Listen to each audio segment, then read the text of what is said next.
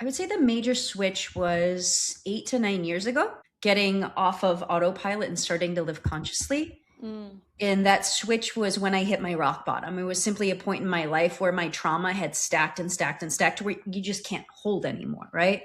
And so I got to that point pretty early because there was so much trauma in my life. My wife cheated with a best friend. And at the time, she was my best friend, business partner, and wife. And so going through that and seeing that several times, it was just like this implosion in my body. And so that was really the turning point when I started doing inner work tenaciously.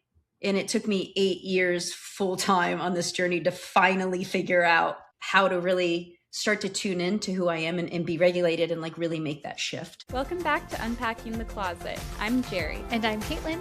And this is the season of connection, all about queerness, culture, and the joy we build through community.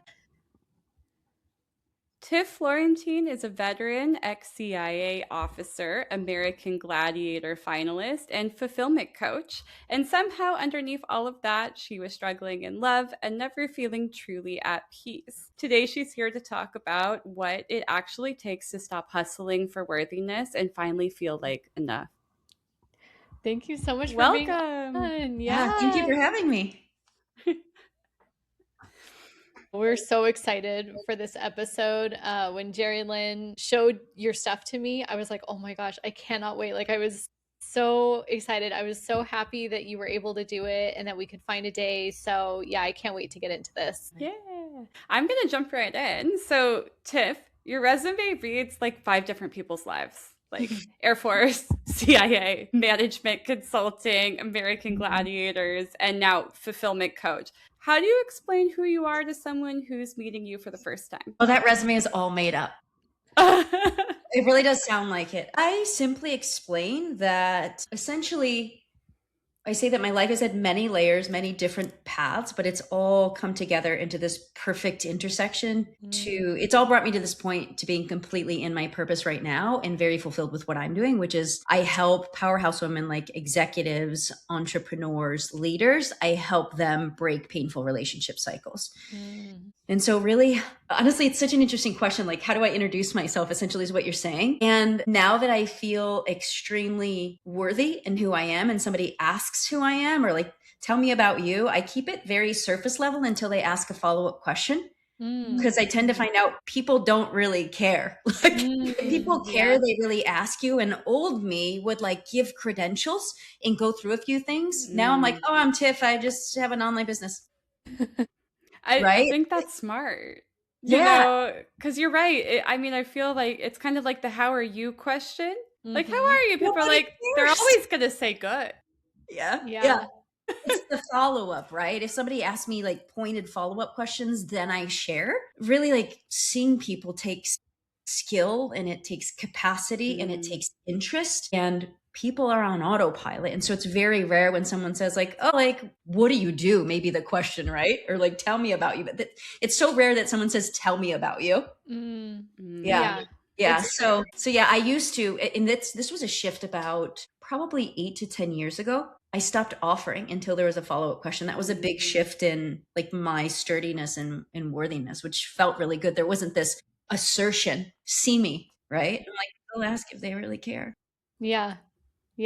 I love that. Now, that point in your life when you kind of started to make that switch, is that around the same time kind of, you've said that like you were always successful in society standards, right? But secretly you were kind of struggling, especially in love. There was kind of a gap, right, between your outer life and your inner life. So is that kind of around the same time? And kind of tell us what it was like to kind of go through that and make that switch. Yeah. I would say the major switch was 8 to 9 years ago, getting off of autopilot and starting to live consciously.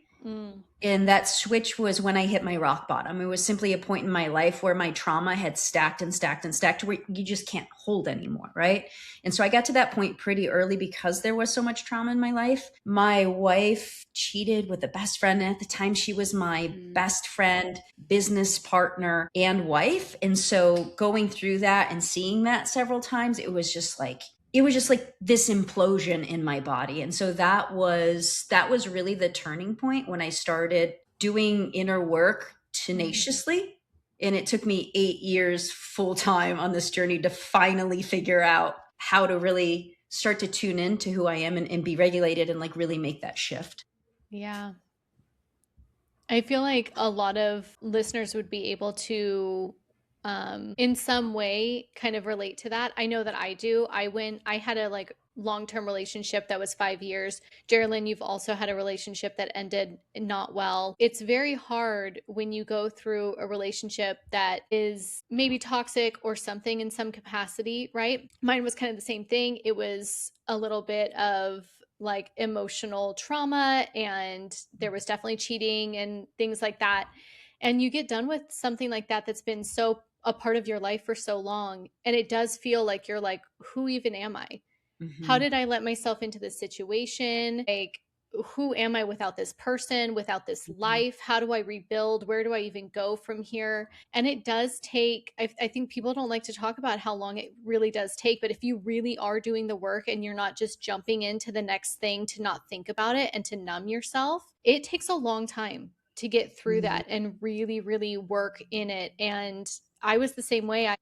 For years, I was like, you know what? I really need to do some soul searching. I need to figure out who I am. I need to fix my things. Why am I choosing someone like that? I need to figure that out. And once you come on the other side of that, right, it's amazing. But doing that work and getting through those years, that's hard. Yeah, it's interesting now because I was really in that operating my system to my entire life, which I call the hustle for love. And so from doing research and really working with hundreds of clients, I've seen this hustle for love pattern. Essentially 75% of high achieving women come from troubled homes. Said differently, there were one or two emotionally unavailable parents. And so between the ages of 6 and 10, when there's one or both parents are gone, we learn what love, in air quotes, is, i.e. how people treat us and how we get attention and approval. And so between that formative time, me, like many other people, like dad's drunk, mom is gone.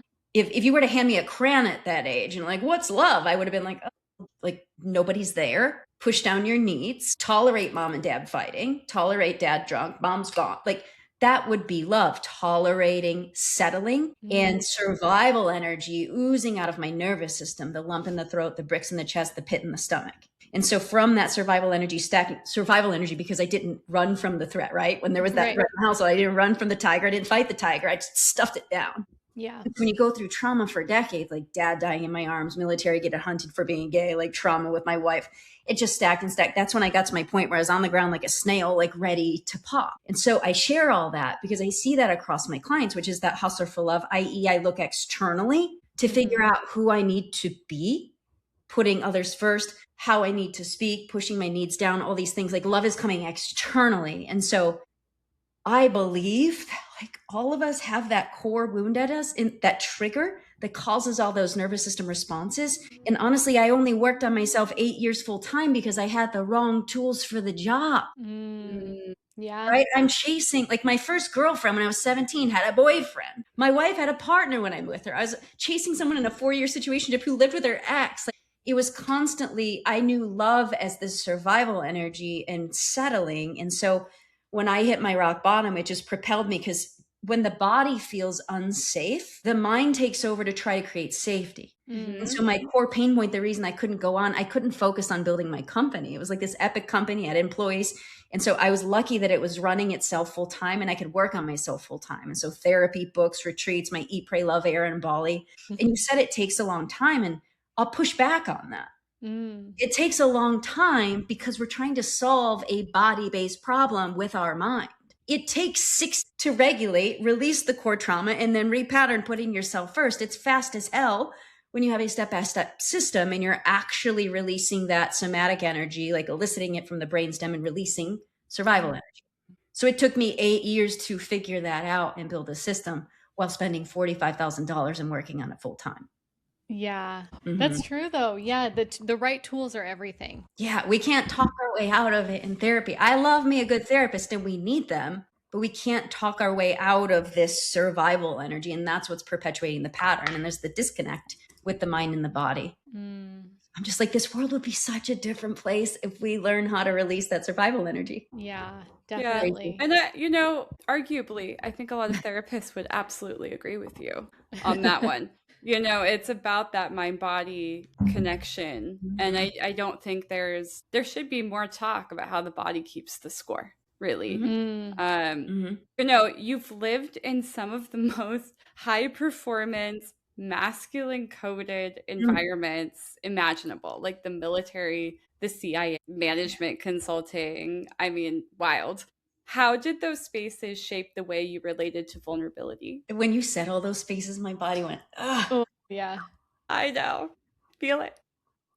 It's interesting because I was reading your notes on the show and you talked about you talked about strength and also shame, and restate that question. So you said, how did that shape my relationship with vulnerability? It's interesting because vulnerability was never on my radar because I was too busy achieving, because that's the maladaptive pattern, right? When you're hustling for love, you just achieve to get some sort of attention or approval. And so that's what I did my whole life. My dad died in my arms on August 26th. 9/11 happened. And I was working in a factory, smoking and drinking with 40-year-olds. And I was like, I guess I'll join the military right after 9/11. Like literally 9/11 happened, left a couple months later. Wow. And so I don't think you can have a relationship with vulnerability when you are extremely dysregulated and on autopilot trying to achieve. I didn't even know what it was. And so my relationship with it, once I was regulated, like once I got that muck out of my nervous system, started to regulate, I'm like, oh, vulnerability is fun. It's lovely. I get it. But it was like just this foreign concept when you're literally in survival energy. And so when I think about the military and being vulnerable, like I can't even think about being conscious, let alone figuring out, like we're vulnerable when we're connected to who we are and can share who we truly are. I wasn't connected to who I was. And so it's like vulnerability, how did it shape it? I was like, what's that would be my answer. And then once you're regulated, you're like, oh, this makes sense. So I would say the big shift for me around vulnerability, it's interesting because I'm thinking like vulnerability is also knowing who you are and choosing yourself. And I started to do that after the military, after the CIA, because in the military, I got hunted for being gay, almost kicked out. And then CIA, I was just supposed to be covert overseas logistics officer. So I would have been lying about my life and I wasn't allowed. I could be gay, but they wouldn't protect her. So like, I couldn't be my authentic self and I had to hide my job. It was like lies on top of lies. And so I actually walked away from that. So I would say that was the first time I was really in my truth. I guess that was that was pretty vulnerable at that point. Yeah. But yeah. Absolutely. I can imagine hiding so many aspects of who I am just to survive. I mean, I actually do think a lot of queer people can relate to that, especially now, having to hide so many aspects of yourself to survive. I say that as coming from a place of privilege where I haven't had the need to. But so many folks of the community do deal with that still today. Yeah, totally. Yeah. And when I think about vulnerability now, I'm obsessed with it. Like, the more vulnerable I am now and the more that I'm me, the more love I can receive. The more haters I have, of course, but I love the polarization. It would get so powerful. Yeah. Yeah. It's actually interesting too, because about 2 years ago, I used to not lead with being gay. My hair did, but I didn't. But I was never really comfortable with it because of that military trauma. And I honestly got a lot more comfortable with it about 2 years ago.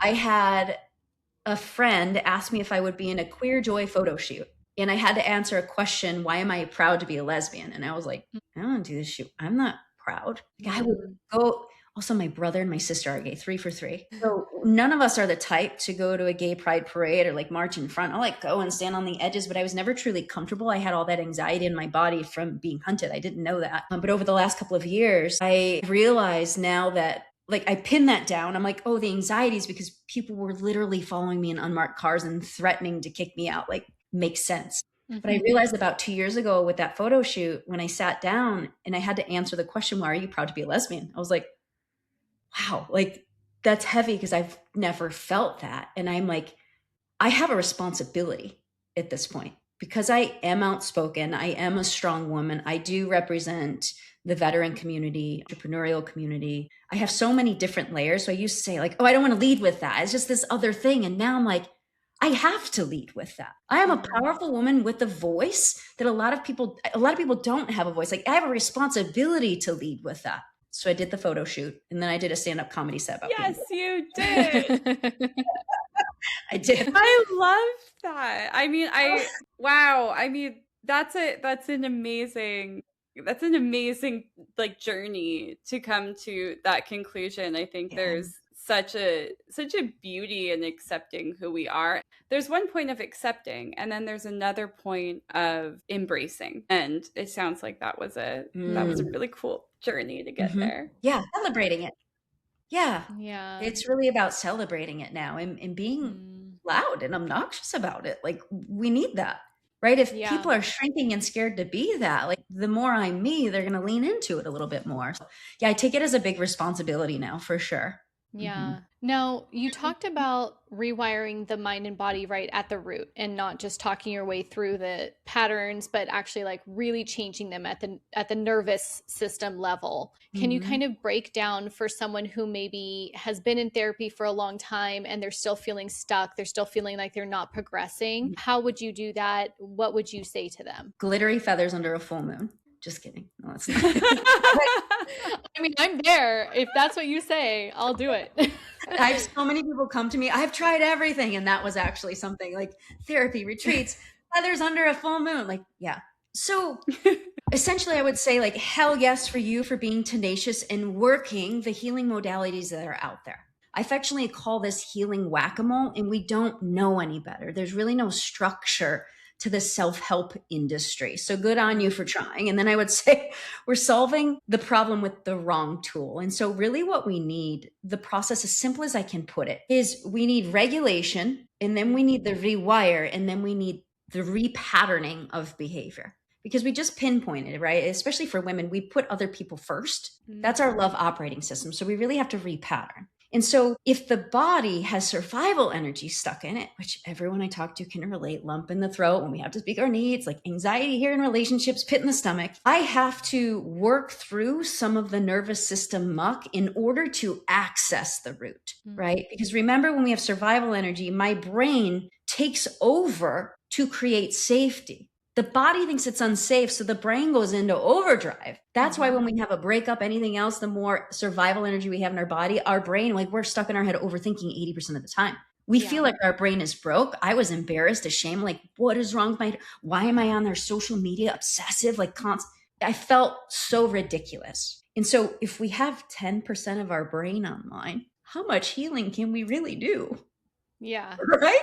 So the first step is regulating some basic nervous system regulation tools that meet you where you are. If you are at an 8 to a 10 on the angstometer, I call it, ready to flip tables, post-breakup, angsty, and I'm like, oh, just use Andy from Headspace, I would expect you to tell me to fuck right off. That's not going to work, right?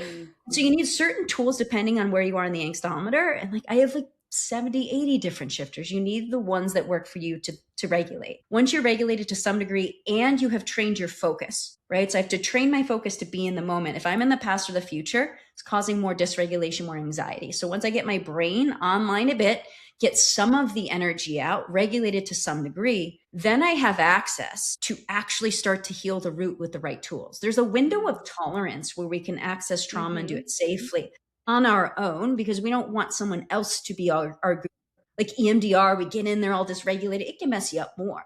So we have a window of tolerance. So we regulate, then we move into rewire. From a somatic perspective, I believe the gold standard of trauma healing is something that is called TRE, trauma release exercises. And so I have a practitioner in my container that actually teaches this. The simplest way to put this, do you know how when a dog is stressed and he sees another dog and he barks, and the dog goes away and then they shake? That's called a neurogenic tremor. Humans have the same built-in healing mechanism. Essentially, when we shake it off, the survival energy gets worked out, and then we have safety in the body. But when we stuff it down for decades, it's still in there. But essentially with TRE, once you're in the window of capacity and you've regulated, you can then do this somatic practice to elicit the tremor from the brainstem. Sounds like rocket science. It's the most peaceful thing, and you're in charge of this technology, and it takes 15, 30 minutes. You start to release that energy, then your brain comes back online. And then you just need tools to put yourself first, tools and frameworks to speak your needs in relationships, how to say no with love, conviction, and ease, clarity on what you're looking for, etc. So it's really not rocket science. It's just having a step-by-step process and doing things in the right order, and then repatterning, putting yourself first. So I actually measure this on a 50-point scale. I have clients that will come in between an 8 and a 15 on the relationship fulfillment score, which includes all the things we're talking about. They all leave on average at a 45 out of 50. Wow. After 2 to 3 months. It Really? happens so fast because when your brain's back online and that stuff's out of your body, you're not fighting anymore, right? That's the problem. The brain and body are fighting. And once you stop fighting, it's really easy. I had a client say, I was just surprised at how fun this was. It's that kind of vibe. Did that answer your question? Oh, yeah. Yeah. Excellent. I love that you have so many tools. I'm curious about what the difference you feel is between your coaching and therapy. As a therapist myself, I'm seeing a lot of similarities. So I'm curious about the differences that you have found. Therapists, man, you guys have the hardest jobs. Like you're back to back, moving client. It's tough, right? So my model is set up very differently, which empowers me to serve a client differently, right? I only take 15 to 20 clients. That's it. And I can provide full support. So what's different is that it's a step-by-step roadmap, measurable outcomes, and I provide them support 7 days a week while they're in the game. So it's really a course, a community, and support. Yeah. Amazing. And so I would say I have the capacity to do it differently because of the price point. Yeah. Yeah. That's really, I mean, it's really amazing work to be working with any, like you've said, I think there's many different healing modalities for whatever floats your boat. I love to say, what works for you, whether it's lighting a candle and doing the feathers, or it's having a coach or a therapist. And it's interesting because a lot of the things that you are talking about, I think I have learned in my training as well as a therapist doing EMDR and things like that. But you're right. I think not every person or modality is the right fit for everybody. And I think if you want to do healing, finding the right person and the right modality is very important. Yeah. And I would think the biggest way to delineate between the two is it is a system versus modalities that are separate. I have a different financial model and structure that allows me to serve in that way. Absolutely. Being a therapist is the hardest job. If I have more than 2 or 3 client meetings a day, I'm tired. I am wiped out. The fact that you do that, like it is a lot of work. Like it is incredible what you do. Thank you. I also think the work you're doing is tough. I mean, working with anyone who's had a lot of trauma is a lot on the person who's helping the other person too. But again, self-care and all the things. So yeah, I'm interested to how was your understanding of the body shifted from athletic performance to emotional and relational healing? Because you've done so many things that are very like body focused and motivated. That's such a good question. Yeah, these questions are so good. So the first thing I think of is like muscling versus surrendering when you ask that question. It's like the push versus like true connection and like feminine energy. That's been definitely a journey. And I've been more tuned into that over the last 3 years. And I would say my big shift in that was coming back from an ayahuasca retreat. It was very enlightening. Yeah. It was a retreat with veterans. So they sent us for research, a bunch of veterans out to Peru, the middle of the jungle, off the grid. It was insane. And I had a coach, because as you're preparing for this, they were very, very deliberate with preparation and integration. It was such a beautifully led retreat. But beforehand, we had to like really prep. I mean, like no doing anything. Like, I mean, food, social media, sex. They even cut out intense exercise. So for me, I actually had a near-death experience, like pushing myself so hard because when my brain wouldn't turn off. This is common where you push yourself so hard from an athletic perspective so that you can find that bliss in the moment. So I would lose myself in high intensity exercise. It wasn't a workout unless I got my heart rate up to 185, 190. Because then when I laid down after throwing that barbell over my head, I would be like, oh, my brain's off for like 30 seconds. I learned that that is a very common place to hide, especially for these veterans. A lot of them had that theme of like really intense exercise. And so I was trying to find relief in that, and also would have a moment of that bliss. And it kept me kind of addicted to that high. Come ayahuasca prep, they're like, can't do that, can't do anything. And then when I was there, I played soccer and I blew out my ACL in the middle of Peru. And my meniscus and no ice, no anti-inflammatories, no crutches. Imagine coming home from Peru, the off-grid, middle of nowhere. So I had gone through 3 ceremonies out of 5, blew out my knee, and then came home like that. Sat, because it's designed to crack you open and then stitch you up. So I came home busted open. I designed it to bust open. And I came home in that state and I'm broken. And they told me I needed 2 knee surgeries and it was a year of so I can't walk, waiting for surgery 6 weeks. And I'm just crying every day. So I went from no intense exercise to being cracked open, then coming home and not being able to use my body whatsoever, which is, my story, that's very opposite. Yes. Yeah.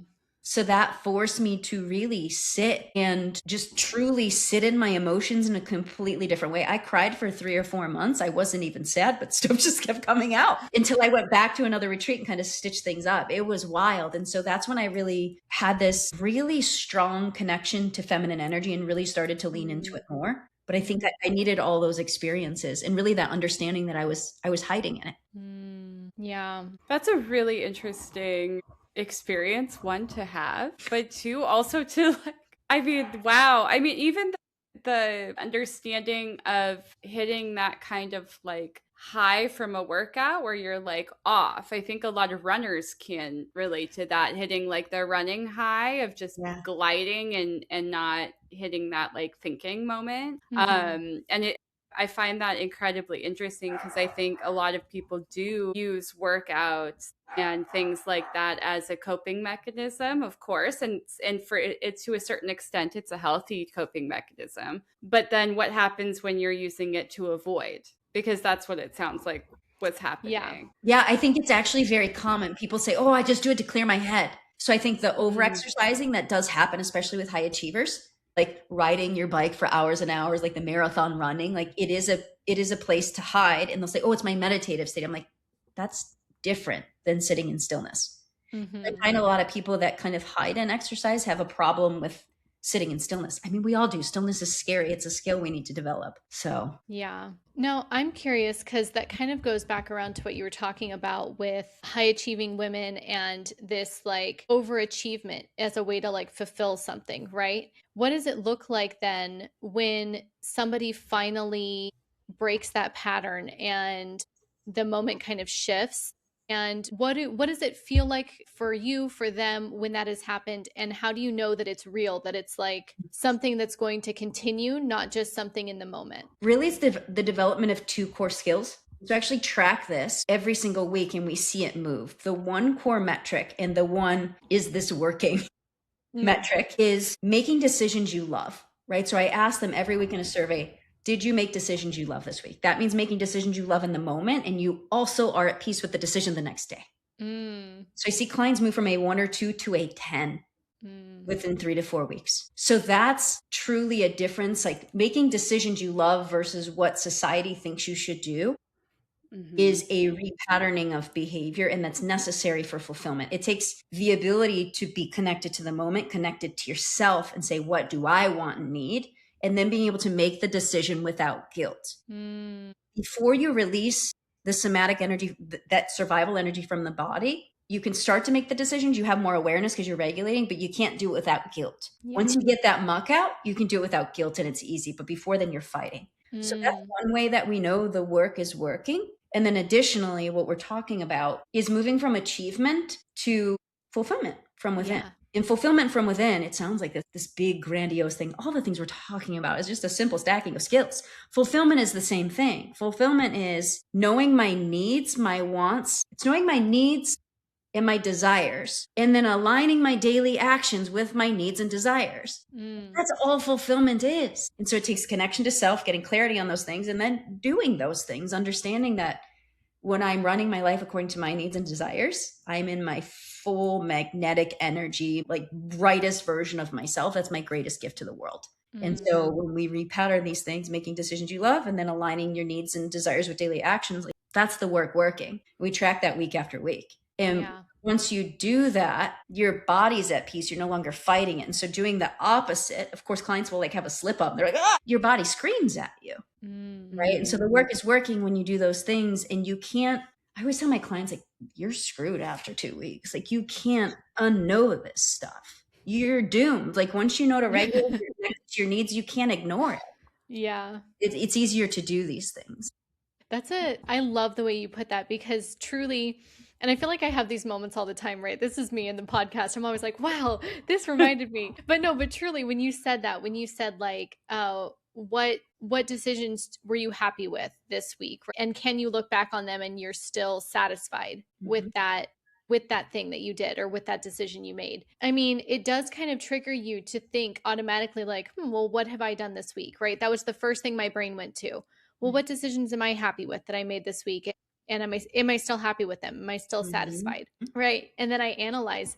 And truly, honestly, I would say if I'm being really vulnerable, right? We love that word. If I'm being really vulnerable, I would say that I probably couldn't positively tell you that even 50% of the decisions I make throughout the week are truly something that I look back on and I'm like, oh, I'm happy I made that decision, or I'm proud of myself for that, or you know what I mean? So that is a really interesting way of putting it, because I think even you just saying that has shifted how I look at like the week moving forward. Like, am I going to be happy with this decision? And am I still going to be happy with it 3 days from now? Yeah. And imagine doing that in the moment now, because I know you've done the work and you have enough awareness to practice the pause and go, well, I told Jerry Lynn I was going to have dinner with her at 7 o'clock or 8 o'clock after the podcast. I didn't really want to because I was tired, but I said yes anyhow. Right. Like just being able to, I guess what I'm saying is you could pause in the moment and say, do I still want to do dinner? No. Right. Because tomorrow I'll be upset with myself because I didn't get enough sleep. And so then being able to say, Jerry Lynn, I love you so much. I want to be present for you. Can we reschedule to Friday? Awesome. But so often we're just going on autopilot and we would feel bad for canceling or rescheduling, that we just go and we go and we go. And then we're mad at ourselves the next day. And really these decisions, like when you actually speak your truth, people celebrate it. It's not that hard, but we have to practice the pause and go, would I love it tomorrow morning? And then have the tools to reschedule. Like a lot of people get uncomfortable, like, oh God, I'm going to feel bad. Jerry Lynn's going to be mad at me. But if you go, Jerry Lynn, I love you so much. You mean so much to me, and I really want to deeply connect with you, but like I'm kind of getting sick. I'm feeling a little bit off. I would love to do brunch instead on Saturday morning so I can be all in with you because I love our time together. Would you mind if we rescheduled? Of course. Like Jerry Lynn's like, yeah.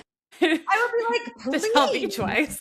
Right. Versus going like, like, can we just do Saturday? Like you would feel bad, but if you have this way of delivering with love, and you're truly showing up all in when your feet are all the time. It's just this ongoing, like just this ongoing bundle of peace, like just the gift that keeps on giving. Yeah. Because when you really think about it, right. Because like I would never, when you think about it from the other perspective, I would never be angry with someone for telling me the truth of how they're feeling and asking to like reschedule. As long as you're being you're communicating with me and you're being honest with me, I'm never going to be angry at you for like rescheduling because you need to take your own mental health into consideration. Like, so why do we do that to ourselves? Why do we think everybody's going to be the opposite of how we would be? So well, I love that. It's that push down again. Yeah. Instead, it's the hard wiring, like you first. And I like to think of it too. It's like, if I'm not at 100%, let's say I'm at 70.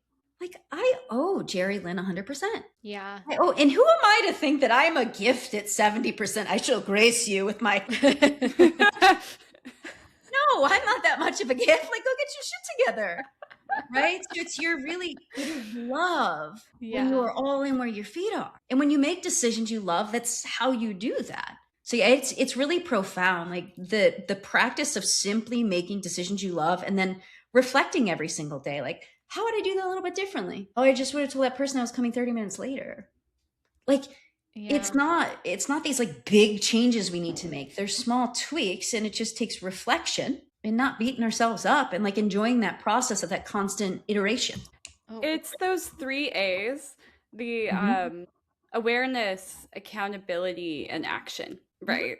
And I love the way you're phrasing it, because it's so true. I mean, first you have to be aware of what's going on, then you have to take accountability for it, and then you have to put it into action. And I think you're right. So many people just jump into, how can I make other people comfortable with me? And I think especially for queer folks, for folks on the margins, that's something that probably comes up a lot for them is, how do I make other people comfortable with me? Instead of checking in with yourself and being fully aware of, maybe I don't have to make other people comfortable in this moment. Maybe it's about actually identifying what I need. Well, Tiff, final question, and then we'll do a fun little lightning round. Your questions are not lightning. They're like deep, good ones. Okay, we do have some fun ones. I promise. Yeah. They're not as deep. They're so good. But for this last one, for anyone listening right now who's killing it on the outside and quietly exhausted on the inside, what do you want them to hear from you today? I would say focus on slowing down. Instead of going 115 miles per hour, go 105. People underestimate how potent it is, how powerful it is to just take the edge off. I mean, instead of doing 87 things today, I'm proposing that you do 82. What this does is it gives you so much momentum and more capacity than you ever could have imagined just from taking it down a notch, which gives you access to the moment just a little bit more. People think they need to make these big jarring changes, when really if you take one thing off your plate, you're going to feel some relief that's going to give you more connection to the moment and give you some momentum.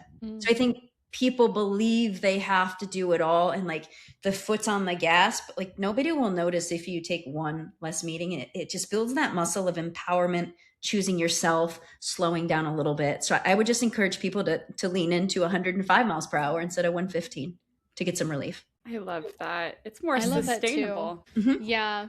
Because you often think like, oh, well, now I have to. We kind of went over this with our New Year Same Me episode. It happens a lot at the beginning of the year where people are like, I'm going to change everything. This is the year. The whole routine changes. And you're like, it's not realistic to change so much at one time. It's just not. And you're just going to feel bad. Now you're going to put yourself back into a pattern of feeling like now you've failed. Now you can't do anything, right? And then what? You're going to regress and maybe even get worse. Yeah. So I love that. I love that advice. Do one little tiny thing at a time. Yeah. Do you mind if I add to that? If I could give people a couple more tactical things? What I'm really saying is we want to interrupt the velocity in which we're operating, like the autopilot. And so the two things I would recommend for that is every morning when you wake up, just give yourself 2 minutes before you touch your glowing square. Just 2 minutes. And I'm not saying sit there and meditate. I would say, like, I call it inspired stillness. Get a list of things that you could do for 2 minutes that sound delicious. It could be read one page in a book. It could be pup snugs or cat snugs, where it's like completely immersive. Think about immersive in the moment. I'm going to smell my puppy. I'm going to look at him and I'm going to touch him. 2 minutes of immersion. That could also be like 2 minutes of box breathing on the edge of your bed. That action is so profound to interrupt the pattern. Essentially, we all have squirrels that breed overnight. Our squirrels like, got to do this, got to do that. And they are just a squirrel emporium in the morning. And I have a choice to either chase them and ramp myself up immediately or put those little buggers on leashes. And so 2 minutes of inspired stillness is a complete game changer just to get that buffer. And then with the buffer, what you're going to do is practice making decisions you love. Before you do something, will I love this decision? Hell no. How could I love it a little bit more, right? One fewer meeting. Or I could go an hour later, right? Things I could walk instead of do high intensity exercise and push myself, right? So I would take that buffer and then apply the question, making decisions I love, apply that to it to really get juice from that. Will drive a lot of change easily. Your imagery is amazing. I love the squirrel, putting the squirrels on leash. Yeah. I truly do have a squirrel brain, so I connect with that. Oh, makes me think of the dog from Up, where it's like squirrel. Like, yeah, exactly. It's so cute too, because when you talk about squirrels, they're not you. Like, we're not our squirrels, and so it's just this like really nice way to talk about it. All my clients say squirrels. Like, we just joke about it. Actually, before I knew how to market, and I was like marketing consciousness 8 years ago online, my first bout of online marketing, maybe 6 years, I made an animation. and I was a professional squirrel wrangler. I will share that with you guys. It is embarrassing and it is so good. Please send it. It sounds amazing. I love it. Yeah. I'm like wrangling, like it is absurd. You know animation as well? What cannot you do? It was a tool where I could make my own cartoons and I put all my friends in it. I love Nice. It reminds me of those Christmas cards where you just put everybody in your family's head on them and they just do like fun elf dances. Yeah. Yes. Jib jab. Jib jab. It's like a jib jab with squirrels. I love it. That's absolutely amazing. That did not blow up the business, if anyone. This became marketing advice, so just so you know, it's squirrel wrangling. Don't But recommend that. it makes a great chapter to your story. Yes. So we have a really fun game to close. It's Okay. called This or That. No context, no explanation. You just go with your gut. It's a really good, like, quick round. Yeah. I'll start. Spartan race or yoga retreat? Don't make me choose. We know we're I'm the yin and the yang. I want to do a Spartan race and then fall into the yoga retreat. There we go. Okay. Gut instinct or hard data? Ooh, gut. Heal in private or process out loud? Out loud. Okay. Morning routine or night owl like reset? Morning. Me too. Mm-hmm. Solo mission or team effort? Team effort. Burn it down or rebuild from the inside? Rebuild from the inside. Spicy or mild? Spicy. Yeah. Let's see. City energy or cabin in the woods? Cabin chapter. Mm. Living in the city. There you go. Rest day or active recovery? Rest day. And then last one, first class or window seat? Window. Yeah. Okay. Keeping it Nice. class. Thank you so much, Tiff, for coming in and Thank having you. these discussions. I love that you're so open to let us in on your process and to share it with our listeners. Yeah. Thank you for having me. Keep showing up even when it's messy. We'll see you next time in the closet.